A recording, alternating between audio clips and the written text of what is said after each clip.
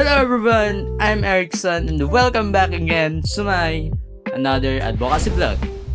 Kung napanood na ninyo ang aking unang vlog, ay alam nyo na ang aking advocacy tungkol sa social justice and human rights. Partikular na ang ending homelessness. At kung hindi mo pa napapanood ang pinakauna kong vlog tungkol dito sa advocacy, ay ang link ay nasa description below.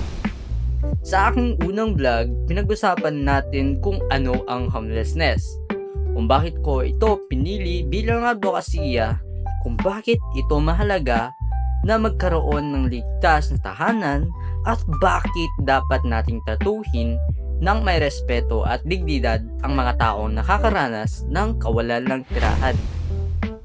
Pero para sa akin, hindi sapat na pag-usapan lamang ang isang problema.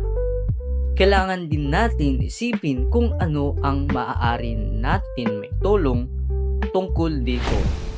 Kaya sa vlog na ito, ibabahagi ko ang aking mga ginawa para maipakalat ang aking advokasya at ang mga natutunan ko habang ginagawa ito at kung paano natin ginamit ang social media bilang isang paraan para makalikha ng positibong pagbabago sa ating komunidad. So, nung pagkatapos ng aking pinakaunang vlog, mas napaisip ako kung ano ba talaga ang maaari kong gawin bilang isang estudyante. Alam kong wala akong sapat na resources para makapagbigay ng bahay sa nangangailangan.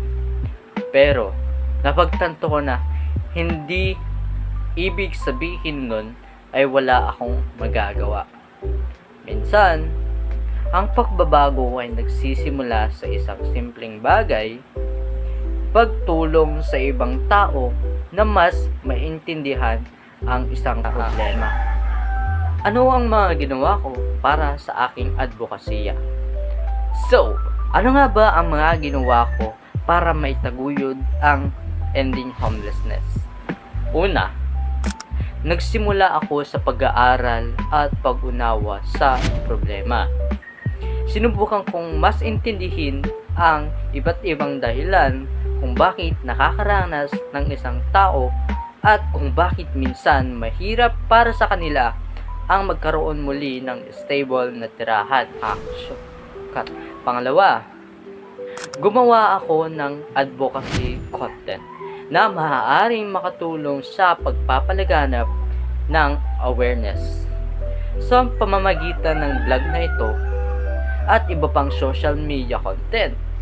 Maaari akong magbahagi ng impormasyon tungkol sa homelessness at hikayatin ang mga ibang tao na tignan ang problemang ito ng may mas malalim na pag-unawa.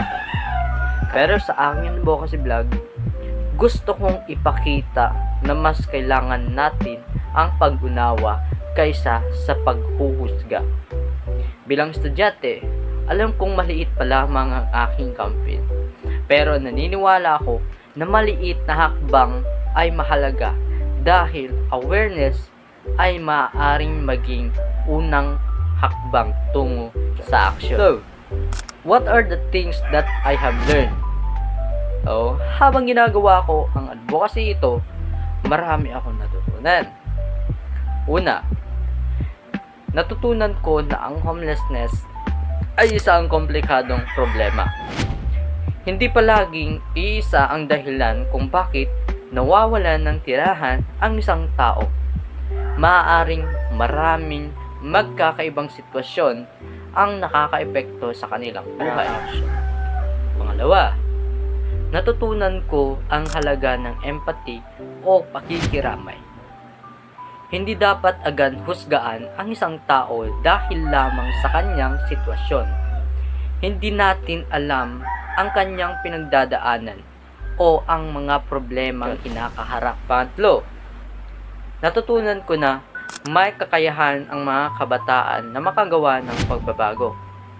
Minsan, iniisip natin na ang mga matatanda, organisasyon o mga leader lamang ang maaaring gumawa ng pagbabago. Pero, bilang estudyante, meron din tayong halagang bagay. At ano iyon? Ito ang ating boses.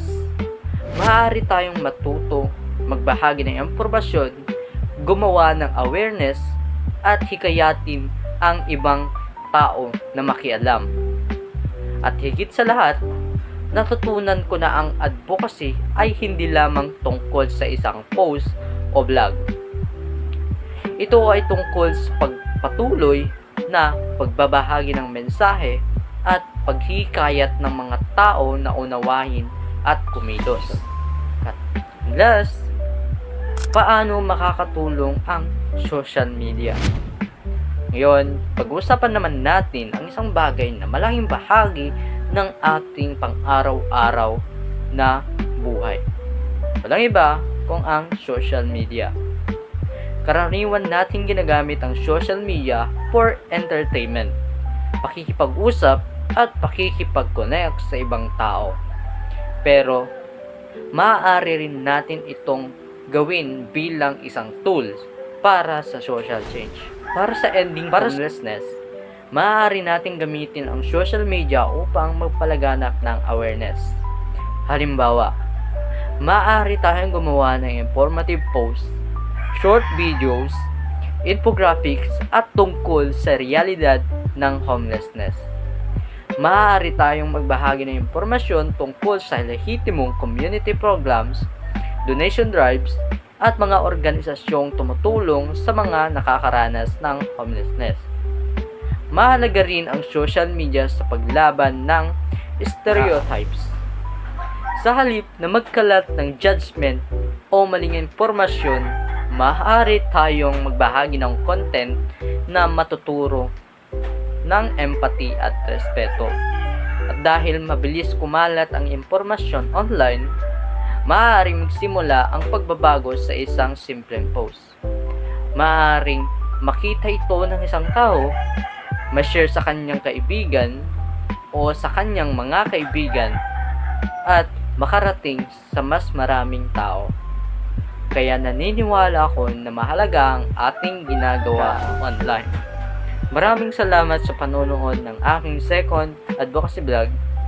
Sana ay may natutunan kayo at sana ay samahan ninyo ako na pagpatuloy ang advocacy na ito. Hanggang sa muli, ako si Erickson at tandaan, ang pagbabago ay nagsisimula sa atin. See you sa susunod na vlog.